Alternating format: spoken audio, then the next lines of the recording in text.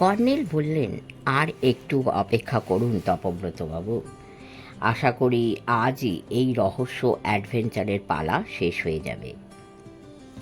চন্দ্রকান্ত হতাশ মুখে বললেন, ধূর্ত পাঁচু এইসব গণ্ডগোল দেখে নির্ঘাত কেটে পড়েছে।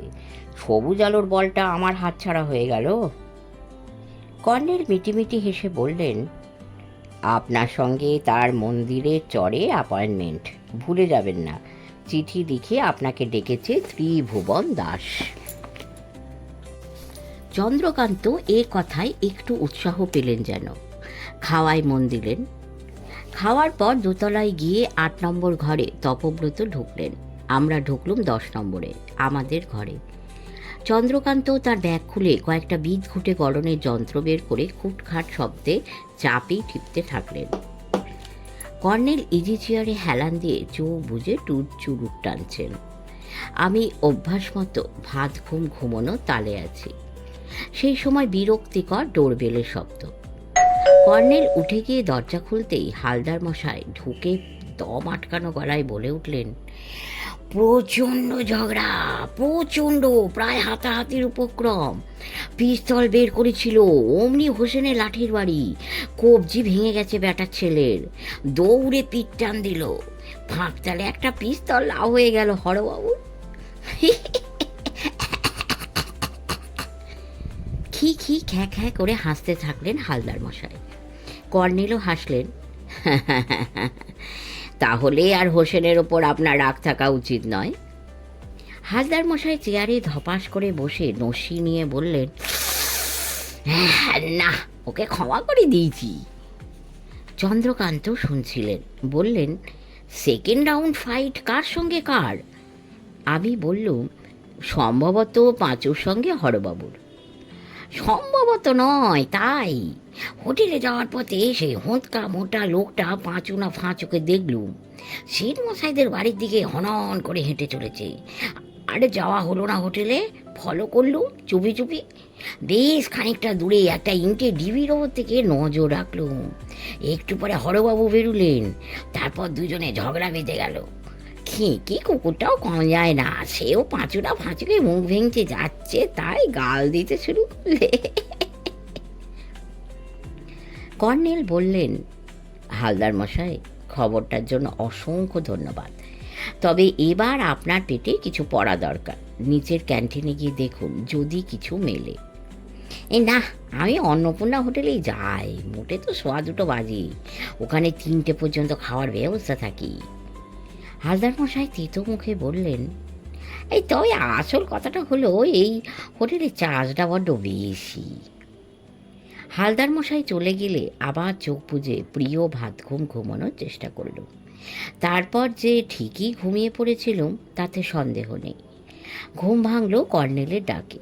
কর্নেল বললেন, জয়ন্ত, উঠে পড়ো, 4টে বাজে, বেরোতে হবে। ঘরে চন্দ্রকান্ত নেই দেখে বললুম, বিজ্ঞানী ভদ্রলোক কোথায় গেলেন? মন্দিরে চরে রওনা দিয়েছেন। সর্বনাশ, ওকে একা বিপদের মুখে ঠেলে দেওয়া উচিত হয়নি। ভয় নেই ডার্লিং, ওর কাছে শুধু লেসার ল্যাসও নেই, দস্তুর মতো সাংঘাতিক লেজার পিস্তলও আছে। ত্রিভুবন দাস সঙ্গে সঙ্গে বস্তিভূত হবে। তবে তার চেয়ে ওর দুর্ভাবনা গ্লাইডারটা নিয়ে। ত্রিভুবন দাসের চোখে পড়লে ওটা সামলে দিতেও পারে। বেরিয়ে 8 নম্বর ঘরের দরজায় তপব্রতকে ডাকতে গেলুম। দেখি দরজায় তালা আটা। বললুম, তপব্রতবাবু একা বেরিয়েছেন দেখছি। কর্নেল মুচকি হেসে বললেন, হয়তো কোমল কোরককে উদ্ধারে বেরিয়েছেন ফের। এসো, আমরা আগে থানায় যাই। শেঠমশাই চোটে আগুন হয়ে আছেন, ওকে সব বুঝিয়ে বলা দরকার। তারপর মন্দিরের চরে রওনা হব। ত্রিভুবন দাস অ্যাপয়েন্টমেন্ট করে রেখেছে চন্দ্রকান্তের সঙ্গে। ঘটনাটা কি দাঁড়ায় দেখা দরকার। লোকটা অসম্ভব ধূর্ত। প্যালেস হোটেলের ফটকের কাছে পৌঁছে থমকে দাঁড়ালো। বুক ধড়াস করে উঠল। রাস্তার ওধারে জঙ্গল ফুঁড়ে বেরিয়ে আসছেন হরবাবু। চাপা গলায় বলে উঠলুম, কর্নেল, কর্নেল, হরবাবু। কর্নেল কিন্তু একটুও ঘাবড়ালেন না। সহাস্যে এগিয়ে গেলেন হরবাবুর দিকে, যেন হ্যান্ডশেক করবেন, এমন একটা হাবভাব। হরবাবু এবার পাঁচুবাবুর পিস্তলটা বের করে কর্নেলের বুকে কয়েকটা গুলি ছুঁড়বেন ধরেই নিয়েছি, এবং কর্নেলের বোকামি দেখে যত তাজ্জব তত কাঠ হয়ে গেছি আতঙ্কে। কিন্তু হরবাবু সেসব কিছুই করলেন না। মুখে সেই রাগী ভাবটাও দেখলুম না। কাঁদো কাঁদো মুখ করে ভাঙা গলায় বললেন, সর্বনাশ হয়ে গেছে কর্নেল, আপনি ঠিকই বলেছিলেন, আমি ত্রিভুবন দাসের ফাঁদে পা দিয়েছি। ওকে আমি চিনতে পারিনি বলেই এই ভুলটা করে ফেলেছি, আমায় ক্ষমা করুন। কর্নেল বললেন, কি সর্বনাশ হয়েছে হরবাবু? কোমল কোরককে সত্যি খুঁজে পাওয়া যাচ্ছে না। কোথায় রেখেছিলেন ওদের? বাজার এলাকায় আমার এক বন্ধু ব্রতিনের বাড়িতে। গত রাতে বাবা এসে পড়লেন হঠাৎ, বেগতিক দেখে হোসেনের বউকে সেখানে ওদের রাখতে পাঠিয়েছিল। আজ সকালে গিয়েও দেখেছি ওরা ব্রতিনের ছেলের সঙ্গে ভাব করে ফেলেছে, খেলায় মেতে আছে। ব্রতিন বাবুকে কিছু বলেননি? না, ওকে বলেছিলুম জঙ্গলের ভেতর ভাঙাচোরা বাড়িতে ওদের মন টিকছে না, কলকাতার ছেলে তো। বেশ, তারপর কি হলো বলুন। এই মাত্র ব্রতিনের বাড়ি থেকে আসছি। ব্রতিন এখন কোর্টে। ওর বউ বলল বুলুর সঙ্গে একটু আগে বাগানে ওদের খেলতে দেখেছে। বুলু ব্রতিনের ছেলে। সে বলল খেলতে খেলতে হঠাৎ দৌড়ে দুজনে চলে গেল, তারপর আর পাত্তা নেই। হরবাবু দম নিয়ে বললেন, ফের আমার সন্দেহ ত্রিভুবন দাস ওদের চুরি করেছে। বুলু বলল খেলতে খেলতে হঠাৎ দৌড়ে চলে গেল। তাই তো বলল, কেন অমন করে চলে গেল বোঝা যাচ্ছে না। হয়তো বোঝা যাচ্ছে হরবাবু। হরবাবু ব্যগ্রভাবে বললেন, কি বোঝা যাচ্ছে কর্নেল? বাগানের কাছে কেউ এসে ওদের ইশারায় ডেকেছিল। হ্যাঁ, ঠিক ঠিক, কোমল কোরক খুব মিশুকে স্বভাবের ছেলে তো। ত্রিভুবন ব্যাটার ছেলে ঝোপের আড়াল থেকে ইশারায় ডেকেছে, অমনি ওরা দৌড়ে গেছে আর ওর পাল্লায় পড়েছে। ভাববেন না হরবাবু, ওদের উদ্ধার করে দেব। এখন আমার কিছু প্রশ্নের জবাব দিন। হরবাবুর চেহারায় আগের মতো রাগী ভাবটা ফুটে উঠল। বললেন, এটা কি প্রশ্ন করার সময়? কর্নেল নির্বিকার মুখে বললেন, আপনার কলকাতার বাড়ির গেটে লেটার বক্সে কোরকের হাতে লেখা একটা চিঠি পাওয়া গেছে। সেটা আপনিই কোরককে দিয়ে লিখিয়ে নিয়েছিলেন এক সময়, তাই না? হরবাবু মুখ নামিয়ে বললেন, কিন্তু এখন এসব কথার মানে হয় না। রবিবার তপব্রতের সঙ্গে চিড়িয়াখানায় বেড়াতে যাওয়ার জন্য আপনিই কোমল কোরককে। কর্নেলকে থামিয়ে দিয়ে হরবাবু বললেন, বেশ করেছি, ওয়ার্থলেস। এলুম সাহায্যের আশায়, এসে দেখছি ভুল করেছি, খালি আজে বাজে প্রশ্ন। হরবাবু পা বাড়ালেন, ত্রিভুবন দাসের সঙ্গে বোঝাপড়া করতেই যাচ্ছেন এমন ভঙ্গি। কর্নেল বললেন, প্যারিসে ছবির প্রদর্শনী করার জন্য ত্রিভুবন দাসের ফাঁদে পা না দিলেই পারতেন হরবাবু। হরবাবু ঘুরে দাঁড়িয়ে চোখ পাকিয়ে বললেন, কে বলল এমন কথা? তপব্রত আড়ি পেতে শুনেছিলেন। হ্যাঁ, এ কথা ঠিক, কোমল কোরক আপনার দাদার ছেলে, তাদের ক্ষতি করার ইচ্ছে আপনার ছিল না। শুধু একটা ট্রাম্প কার্ড হিসেবে, অর্থাৎ তুরুপের তাস হিসেবেই ব্যবহার করতে চেয়েছিলেন। মহাবল মন্দিরের ফটো থেকে রত্নটা কোথায় আছে তার ক্লু খুঁজে পেলে সেটা উদ্ধার করে ত্রিভুবন দাসকে দিতেন। প্যারিসে প্রদর্শনী করতে যাওয়ার জন্য টাকা করে লোভ দেখিয়েছে সে। আর ফটো থেকে সূত্র খুঁজে না পেলে আপনার বাবা যে নাতিদের উদ্ধার করতে দরিয়াগঞ্জে ছুটে আসবেন এবং মুক্তিপণ হিসেবে পান্নাটা শিব মন্দিরে নিয়ে যাবেন, সে তো নিশ্চিত। সেজন্য দীর্ঘ 1 সপ্তাহ, আগামী রবিবার পর্যন্ত সময় দিয়েছিলেন। কিন্তু হালদার মশাইয়ের মুখে কলকাতায় আপনার স্টুডিওতে হামলা, ডনের মৃত্যুর খবর পেয়ে আপনি বুঝতে পারলেন ত্রিভুবন দাস বিনি পয়সায় রত্নটা হাতাতে চায়। এদিকে হঠাৎ গত রাতে আপনার বাবা এসে হাজির, আপনার তখন সাপে ছুঁচো গেলার অবস্থা। হরবাবু গলার ভেতর থেকে বললেন, শয়তানের বাচ্চাটাকে ফটোটার কথা বলা ভুল হয়েছিল। হরবাবু, আপনি কি জানেন এই ত্রিভুবন দাসে আপনার দাদা বৌদির মৃত্যুর কারণ? হরবাবু চমকে উঠলেন, ঠোঁট কামড়ে ধরে রাঙা চোখে তাকিয়ে রইলেন। আপনাকে একটু হিন্ট দিয়েছিলুম হরবাবু, গ্রাহ্য করেননি। কর্নেল শান্তভাবে চুরুট বের করে ধরালেন, একরাশ ধোঁয়া ছেড়ে ফের বললেন, তবে কথাটা হলো লুকিয়ে রাখা রত্নটার সহজ সূত্র অন্যত্র ছিল হরবাবু। হরবাবু আসতে বললেন, কোথায় ছিল? আপনার বাবা ছেলেবেলায় আপনাকে এই ছড়াটা শিখিয়ে থাকবেন আশা করি। 2 ডাকে বাট, উত্তরে হাট, ঘাটে মহাবল। এ পর্যন্ত শুনে হরবাবু বলে উঠলেন, আরে ধুর মশাই, এলুম আপনার সাহায্য চাইতে, আর আপনি ছড়া ওড়াচ্ছেন। শয়তানের বাচ্চার সঙ্গে আমাকে একাই লড়তে হবে, ভুলের পাশ্চিত্য। বলে শটান ঘুরে জঙ্গল আর ধ্বংসস্তূপের ভেতর গজরাতে গজরাতে অদৃশ্য হলেন। কর্নেল হাসতে হাসতে বললেন, শিল্পীরা একটু ছিটগ্রস্ত হন, সেটা ঠিক, কিন্তু এমন নির্বোধ শিল্পী কখনো দেখিনি ডার্লিং। প্যারিসে ছবির প্রদর্শনী করার লোভে এমন কাণ্ড কেউ করে? খাপ্পা হয়ে বলল, হরবাবু করেছেন, করে শেষ পর্যন্ত বিপদে ফেলেছেন 2 বাপ মা মরার ছেলেকে, নিজের দাদার ছেলে। বোকা বোকা। বলে কর্নেল পা বাড়ালেন। বললুম, পাঁচু কোমল কোরককে চুরি করে ধরে নিয়ে গেছে। আমার খুব ভয় হচ্ছে কর্নেল।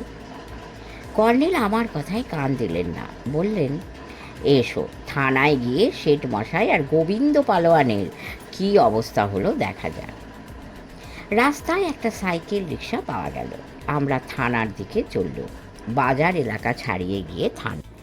অফিসার ইনচার্জ মুকুন্দবাবুর ঘরে ঢুকেই যা দেখলুম, নিজের চোখে বিশ্বাস করতে পারলুম না। শেঠ মশাই হাসি মুখে বসে আছেন, আর তার 2 উরুর ওপর 2টি মুখোশ পরা খুদে মানুষ, তাদের হাতে খেলনা পিস্তল। কর্নেলকে দেখে তারা সেই পিস্তল তুলে চিৎকার ছাড়ল, হ্যান্ডস আপ! কর্নেল 2 হাত তুলে বললেন, হ্যান্ডস আপ তো করলুম কো, কিন্তু আমাকে চুরি করে লুকিয়ে রাখা জায়গা কোথায় পাবে? এই পেল্লায় শরীর লুকিয়ে রাখা সোজা নয়। কই বটে, স্বপ্ন নয়, সত্যি, তাদের দেখছি। শেঠ মশাই ওদের মুখোশ খুলে দিয়ে বললেন, খুব হয়েছে, সব সময় খালি এইসব কুৎসিত মুখোশ পরে থাকবে আর গন্ডগোল বাঁধবে। চলো ফিরে গিয়ে মজা দেখাচ্ছি। কর্নেল বললেন, তাহলে শেঠ মশাই নাতিদের ফিরে পেলেন তো? অমনি শেঠ মশাই গম্ভীর হয়ে গেলেন, বললেন, আপনিও মশাই কম গণ্ডগোলের লোক নন। আপনার পেটে পেটে বড্ড বেশি পেঁচ পয়জার। তবে কোমল কোরককে উদ্ধারের দাবি আপনি করবেন না। তপু এদের এইমাত্র উদ্ধার করে এনেছে, ওকে আমি মিথ্যে সন্দেহ করেছিলাম। তপব্রতকে এতক্ষণে দেখতে পেলুম। আসলে কোর দিকেই ফ্যাল ফ্যাল করে তাকিয়েছিলুম বলে তাকে লক্ষ্য করিনি। তিনি বললেন, না শেঠমশাই, কর্নেলের পরামর্শেই কোকে খুঁজে পেয়েছি। শেঠমশাই ভুরু কুঁচকে বললেন, তার মানে? তপব্রত বললেন, দুপুরে খাওয়ার পর বিশ্রাম করছি, তখন কর্নেল আমার রুমে গেলেন। জিজ্ঞেস করলেন এখানে ছোটবাবুর কোনো ঘনিষ্ঠ বন্ধু আছেন কি না। অমনি ব্রতিনবাবুর কথা মনে পড়ল। ব্রতিনবাবু কলকাতায় আমাদের বাড়ি গিয়ে ওঠেন দেখেছি। ব্রতিন উকিল। তো কর্নেল বললেন, ব্রতিনবাবুর বাড়ি খুঁজে আনাচে কানাচে গিয়ে লক্ষ্য রাখুন। সঙ্গে সঙ্গে বেরিয়ে পড়ল। একে তাকে জিজ্ঞেস করে বাড়িটা খুঁজে বের করলুম। বাড়ির পেছনে বাগান। দেখি সেখানে কো একটা ছেলের সঙ্গে স্টার ওয়ার খেলছে। খেলতে খেলতে আমাকে ওরা দেখতে পেল, ব্যাস দৌড়ে চলে এলো। শেঠ মশাই কর্নেলের দিকে তাকিয়ে বললেন, তাহলে আপনারই ক্রেডিট পাও না। তবে শিব মন্দিরে খামোকা হাঙ্গামার পেছনে আপনারই চক্রান্ত ছিল।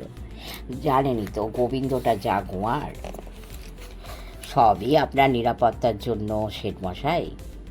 অফিসার ইনচার্জ মুকুন্দবাবু বললেন, যাই হোক, জিপ রেডি, সঙ্গে আর্মড গার্ড থাকবে। কলকাতায় নিরাপদে আপনাদের পৌঁছে দিয়ে আসবে, ভাববেন না। এতক্ষণ শুধু কর্নেল সাহেবের জন্যই অপেক্ষা করছিলাম। শেঠ মশাই ব্যস্তভাবে উঠে পড়লেন, নাতিদের বগলদাপা করে বেরোলেন। গোবিন্দের হাতে তার সেই নকশা কাটা লাঠি। কর্নেল আর আমার দিকে সে এমন চোখে তাকাচ্ছিল, বুঝতে পারলুম এরপর কলকাতার দরিয়াগঞ্জ ভবনে আমাদের ঢোকা হয়তো নিরাপদ হবে না। শিব মন্দিরে পুলিশের সঙ্গেই তার মল্লযুদ্ধের পেছনে কর্নেলের চক্রান্তের ব্যাপারটা সে আঁচ করে থাকবে। বাইরে গিয়ে তপব্রতকে জিজ্ঞাসা করলুম, কে কোমল আর কে কোরক তপব্রতবাবু? তপব্রত বললেন, এই হলো কোমল আর এই হচ্ছে কোরক। কোমল বলল, ধ্যাট, আই হা হা। কোরক বলল, আই হু হু। শেঠ মশাই ধমক দিলেন, শাট আপ। ফের হা হা হু হু করলে না, এবার আ হা হু করিয়ে ছাড়বো। তপু সাবধান, তুমি একজনকে ধরো। গোবিন্দ, আমার ছড়ি দে, দিয়ে তুই আরেকজনকে ধর, নইলে আবার ভোকাট্টা হয়ে যাবে। তপব্রত বললেন, ছোটবাবুকে ডেকে নিয়ে এলে হতো শেঠমশাই। শেঠমশাই তার সেই গাবদা ছড়িটা বাগিয়ে ধরে বললেন, ওকে আজ লাঠি পেটা করব। উদ্ভুটে সব ছবি এঁকে এঁকে ও নিজেই একটা উদ্ভুটে ছবি হয়ে গেছে। গিয়ে চিঠি লিখে পাঠাচ্ছি, এখানে বসে যত ইচ্ছে ছবি আঁক, ভিটে আঁকলে বসে থাক আর জমি জমা দেখাশোনা কর। গবেট বুদ্ধ হাঁদারাম। তারপর কর্নেলের দিকে ঘুরে বললেন, বাচ্চু ফকিরের পান্নাটা বেচে আমি একটা অনাথ আশ্রম খুলব। ভাববেন না এটা আমি মেরে দেবার তালে আছি, প্রায়শ্চিত্ত করতে হবে না। জিপটা চলে গেল। কর্নেল মুকুন্দবাবুকে একটু তফাতে ডেকে নিয়ে গিয়ে চুপি চুপি কী সব সলা পরামর্শ করলেন। তারপর এগিয়ে এসে আমার কাঁধে হাত রাখলেন, বললেন, চলো ডার্লিং, বিজ্ঞানী ভদ্রলোক মন্দিরের চরে কি করছেন দেখা যাক। বাঁধে হাঁটতে হাঁটতে মন্দিরের চরের সামনাসামনি যখন পৌঁছলুম, তখন সূর্য ডুবু ডুবু। নরম গোলাপি আলো ঝলমল করছে নিচে চওড়া খাতে। কর্নেল বাইনোকুলারে পদ্মার বুকে বুনো হাঁস দেখলেন কিছুক্ষণ। ক্রমশ দিনের আলো ধূসর হয়ে এলো। এতক্ষণ নিচের খাতে দুপুরে সেই ছোট্ট পানসিটাকে দেখতে পেলুম। কর্নেল বললেন, এসো জয়ন্ত, মন্দিরের চরে পাড়ি দিই। বাঁধের ঢালে পাথরের চাবড়ার খাঁজে সাবধানে পা রেখে পর্বত অভিযাত্রীদের মতো নেমে গেলুম দুজনে। কর্নেল পানসির মাঝিকে বললেন, যে ভদ্রলোককে মন্দিরের চরে পৌঁছে দিয়েছ তিনি ফিরে আসেননি তো ওখান থেকে? মাঝি বলল, না তো, উনি বললেন রাত্রিরে শিব মন্দিরে পুজো দেবেন। বুঝলুম বিজ্ঞানী চন্দ্রকান্তর কথা হচ্ছে। মিনিট 20 পরে পানসি মন্দিরের চরে গিয়ে ভিড়ল। কর্নেল মাঝিকে বললেন, তুমি বরং ওপারে গিয়ে অপেক্ষা করো, টর্চের আলো দেখিয়ে ইশারা করব, তখন নৌকো নিয়ে আসবে। মাঝি একটু কুণ্ঠিতভাবে বলল, এই স্যার, গত রাত্রিরে মন্দিরের চরে ভুতুড়ে আলো দেখেছি। কর্নেল হাসতে হাসতে বললেন, ওসব স্মাগলারদের কারবার, আলোর ইশারা দিচ্ছে স্যাঙারদের।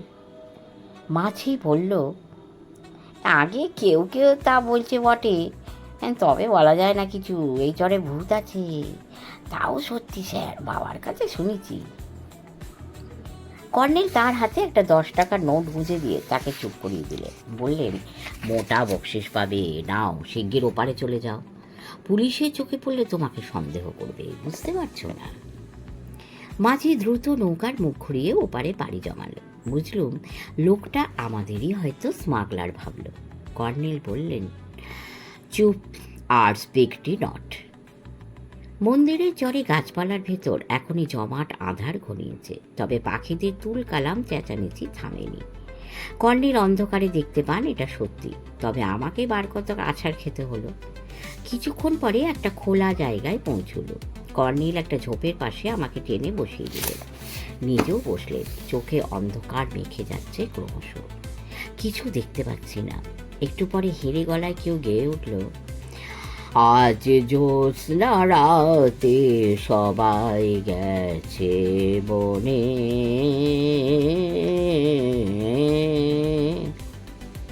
কি অদ্ভুত, এই যে চন্দ্রকান্তের গলা! বিজ্ঞানী চন্দ্রকান্ত রবীন্দ্রসঙ্গীত গাইছেন। এর যে আরও অদ্ভুত ব্যাপার হলো, এখন জ্যোৎস্না কোথায়? কৃষ্ণপক্ষের ঘুরঘুরটে অন্ধকারে এমন গান গাওয়ার কোনো মানে হয়? রবি ঠাকুর বেঁচে থাকলে বিজ্ঞানীকে নিশ্চয়ই লাঠি পেটা করতেন, তাতে কোনো সন্দেহ নেই।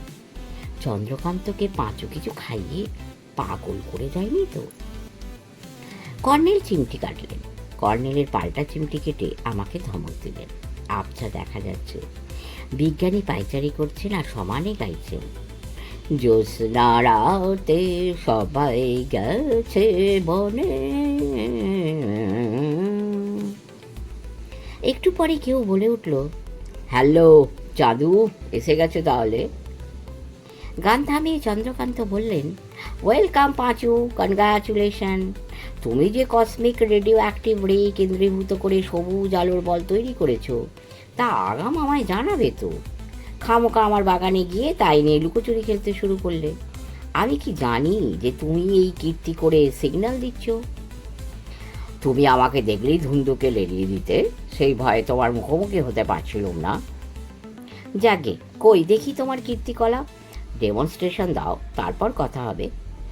দেখাচ্ছি, তবে সাবধান, গ্রিল কসমিক বলটা কেড়ে নেবার চেষ্টা করো না, যেন মারা পড়বে। আমি এখন মরিয়া হয়ে উঠেছি চাঁদু। তোমার কথা শুনেই বুঝতে পারছি সেটা, নাও দেরি করো না। এবার সেই সবুজ আলো ক্রিকেট বলটা ভেসে উঠল অন্ধকারে, এদিকে ওদিকে নাচানাচি জুড়ে দিল। তারপরে ঠিক চন্দ্রকান্তের বাগানে সে রাতে যা ঘটেছিল তাই ঘটল। সবুজ বলটা সুদ করে পিছলে এলো এবং অদৃশ্য হয়ে গেল।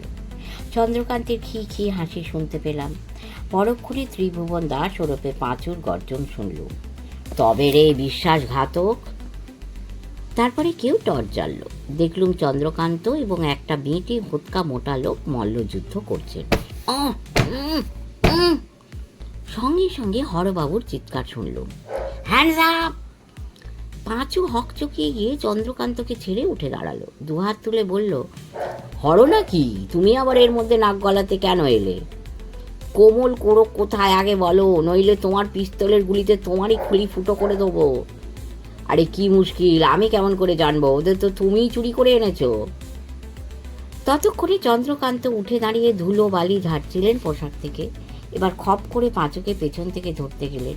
অমনি পাঁচু একটা পা ছুড়ল, ব্যাস, চন্দ্রকান্ত আবার কুপকাত। সেই পাকে পাঁচু ঝাঁপ দিল হরবাবুর। গুলির শব্দও শুনতে পেলুম। তারপর হরবাবু চেঁচিয়ে উঠলেন, ধর ধর ধর! তার হাতের টর্চটা পরে নিভে গিয়েছিল। এতক্ষণে কর্নেল টর্চ জ্বেলে রণক্ষেত্রে ঢুকলেন। সেই আলোয় পাঁচুকে দেখলুম বালিয়াড়ির দিকে ফুটবলের মতো ছুটে চলেছে।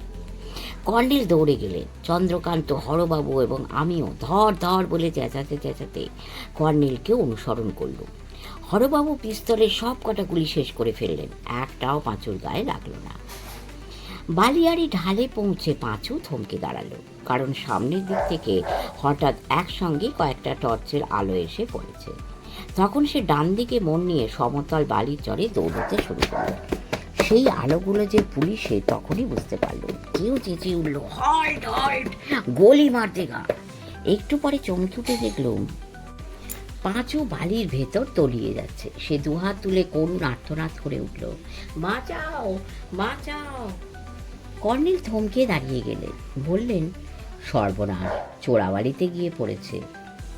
একদল পুলিশ টর্চের আলো ফেলতে ফেলতে দৌড়ে আসছিল।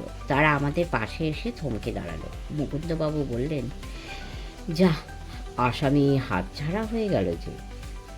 চন্দ্রকান্ত বিব্রতভাবে বললেন, কিচ্ছু করা যাবে না, লেসার লেসো দিয়ে জ্যান্ত মানুষ আটকানো যায় না।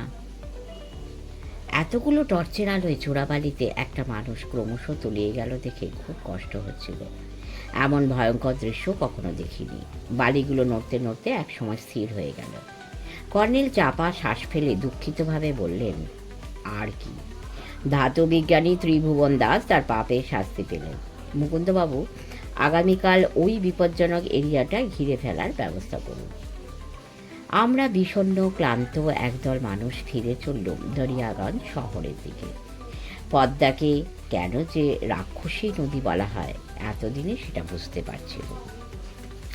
শেষ হলো শ্রীযুক্ত সৈয়দ মুস্তাফা সিরাজের লেখা একটি অনবদ্য উপন্যাস সবুজ সংকেত। আশা করি আপনাদের ভালো লেগেছে। যদি ভালো লেগে থাকে, কী করতে হবে জানেন, বারবার বলতে আর ভালো লাগে না।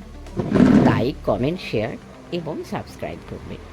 পরম করুণাময়ের কৃপায় সকলে ভালো থাকবে। নমস্কার।